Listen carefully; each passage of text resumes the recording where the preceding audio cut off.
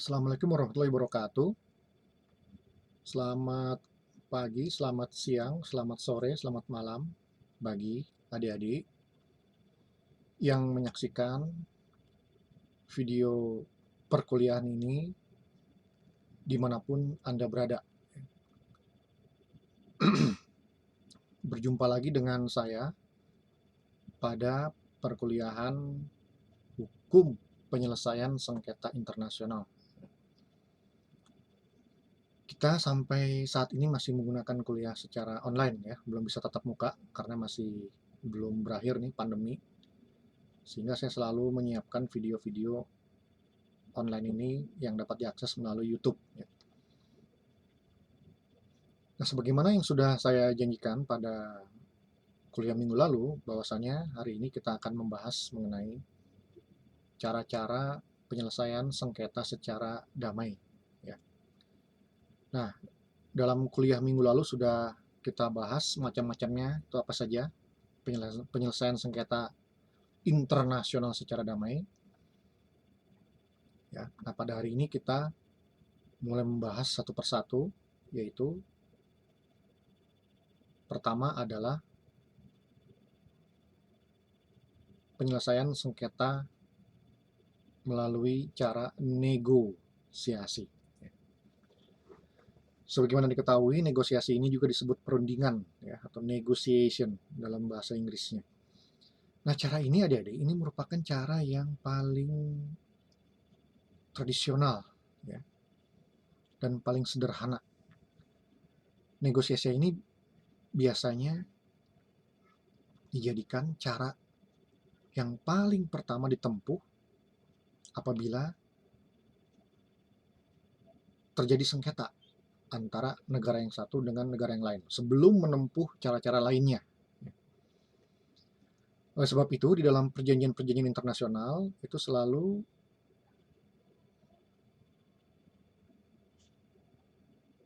mengatur mengenai cara negosiasi apabila kelak terjadi sengketa terkait dengan pelaksanaan perjanjian internasional tersebut.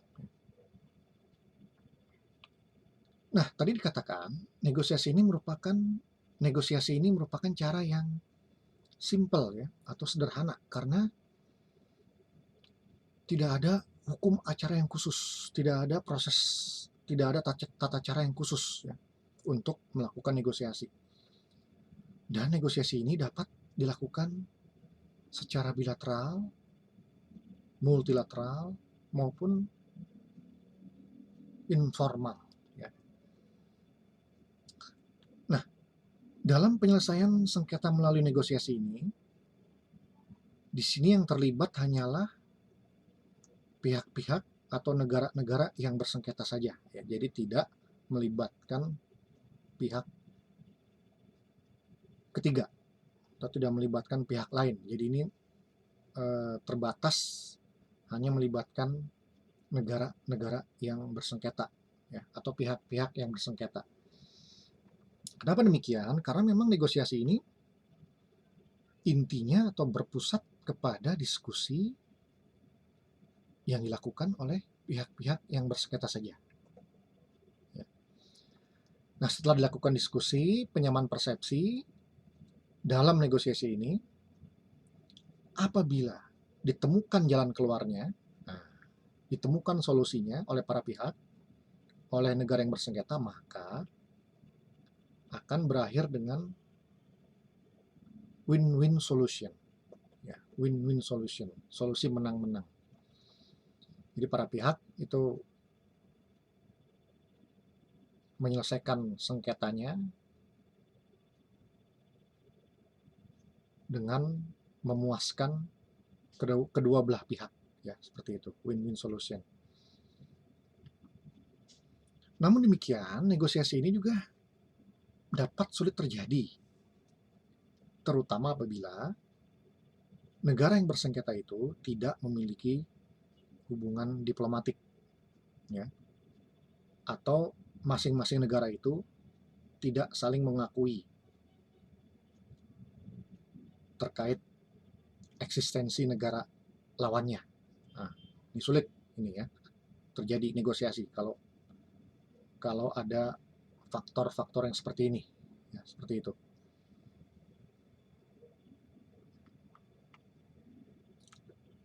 Kemudian negosiasi ini juga akan sulit dilakukan, sulit diterapkan kalau salah satu pihak yang bersengketa, salah satu negara yang bersengketa tidak mau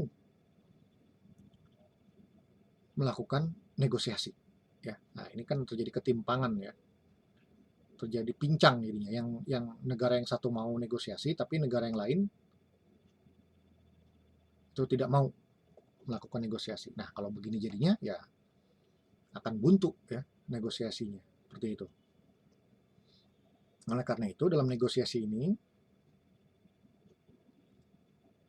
bahwa hukum internasional itu menginginkan adanya itikat baik ya dari negara-negara yang bersengketa untuk melakukan negosiasi. Seperti itu. Memang pada prinsipnya tidak ada kewajiban ya, negara-negara yang bersengketa harus memilih negosiasi sebagai cara pertama. Tidak ada kewajiban ya, secara prinsip dasarnya. Jadi bisa saja menggunakan cara-cara lain tanpa melalui negosiasi. Jadi misalnya bisa saja negara yang bersengketa itu langsung memilih cara mediasi, yang berarti menggunakan mediator, atau menggunakan good office, jasa-jasa baik, yang berarti menggunakan pihak ketiga yang menawarkan jasa baiknya, atau dengan konsiliasi, dan seterusnya. Itu prinsip dasarnya. Ya. Tapi memang ada beberapa konvensi atau perjanjian internasional yang mewajibkan negara peserta perjanjiannya itu untuk menerapkan negosiasi terlebih dahulu sebagai cara pertama apabila terjadi sengketa. Memang ada konvensi yang demikian, perjanjian internasional yang demikian. Misalnya Konvensi Hukum Laut PBB 1982. Nah, ini mewajibkan negara yang bersengketa terhadap laut ya, terhadap wilayah laut untuk melakukan negosiasi dulu untuk menyelesaikan sengketanya. Kemudian dalam Traktat Antartika tahun 1959 juga sama. Ini mewajibkan negosiasi dulu ya apabila terjadi sengketa antar negara peserta perjanjian tersebut. Barulah kalau negosiasi gagal, tidak tercapai kesepakatan, maka dapat menempuh cara lainnya ya, atau dapat menempuh metode lainnya. Nah, itu ya kewajiban menggunakan negosiasi dalam beberapa konvensi atau perjanjian internasional yang multilateral.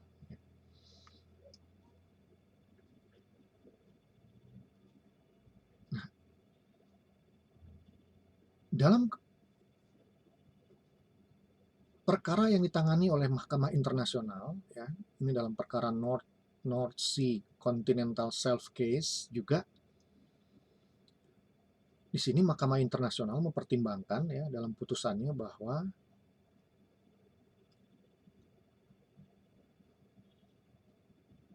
para pihak yang bersengketa itu wajib melakukan negosiasi dulu ya, sebagai konsekuensi dari penetapan perbatasan landasan kontinen. Nah, lagi-lagi di sini Mahkamah Internasional memberikan sinyal bahwasanya negosiasi itu menjadi cara pertama bagi para pihak yang terkait, khususnya dalam kasus penetapan perbatasan landas kontinen. Ya.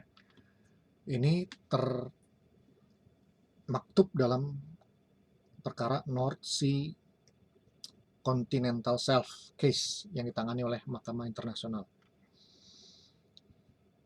Selain itu juga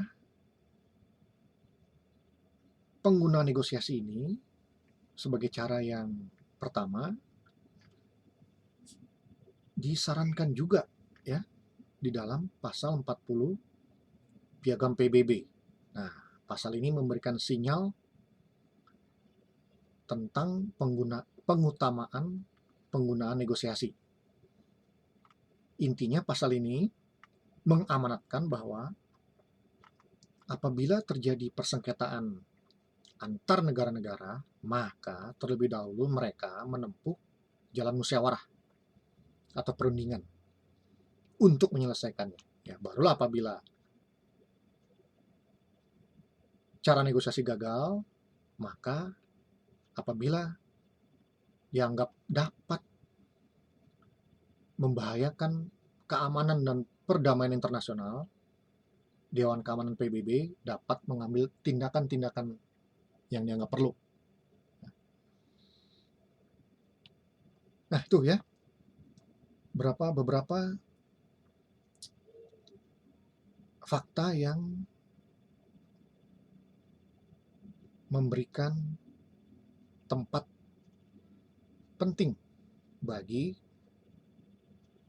negosiasi sebagai salah satu cara menyelesaikan sengketa.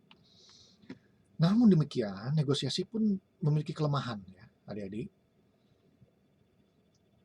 Walaupun negosiasi itu kadang dipandang sederhana, simple, mudah dilakukan, tapi juga potensi gagalnya juga sering ya.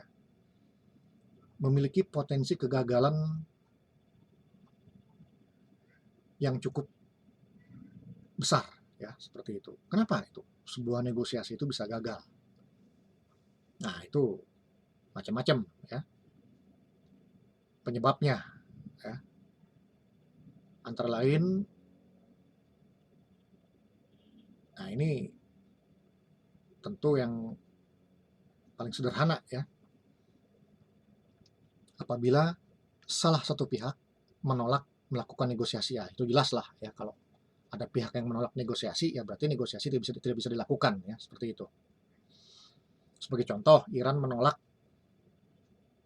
melakukan negosiasi dengan Amerika Serikat dalam hostage case. Nah, jadi kalau salah satu pihak yang bertikai, salah satu negara yang bersengketa itu menolak negosiasi, maka tentu negosiasi tidak akan terjadi. Ya.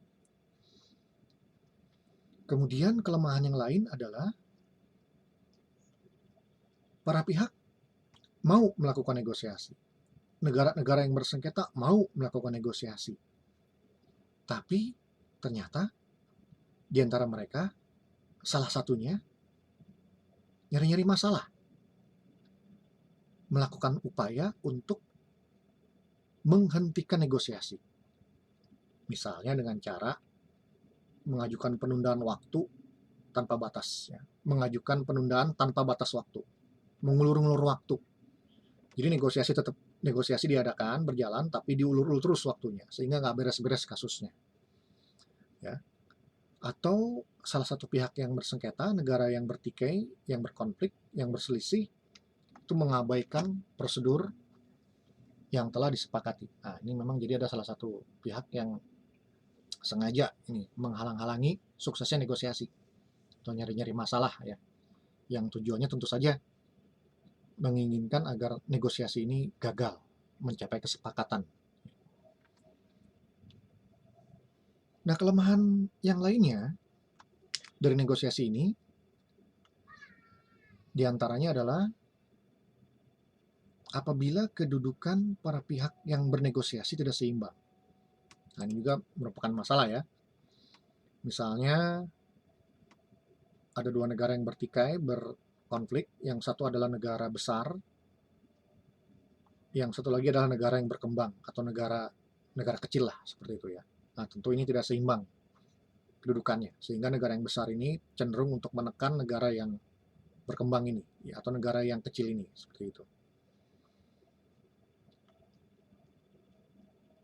Yang lainnya kelemahannya adalah kadang-kadang memerlukan waktu yang lama untuk mengajak pihak lain mau bernegosiasi. Jadi muncul sebuah kasus ya, antar misalnya dua negara. Nah, negara yang satu ini sudah mau negosiasi, mengajak negara lawannya. Tapi negara lawannya ini nggak langsung mau negosiasi ya. Mereka berpikir lama dulu, harus dibujuk-bujuk dulu ya, baru kemudian pada akhirnya mau bernegosiasi. Nah, tentu kita pernah ingat dalam kasus perebutan Pulau Sipadan Ligitan antara Indonesia dengan Malaysia ini sebelum pada akhirnya diajukan ke Mahkamah Internasional, ini sempat dinegosiasikan, sempat bernegosiasi, cuman ya cukup lama ya untuk memakan waktu negosiasinya, yang akhirnya gagal negosiasinya, tidak mencapai kesepakatan. Kelemahan yang lain adalah jika salah satu pihak kontraproduktif. Ya.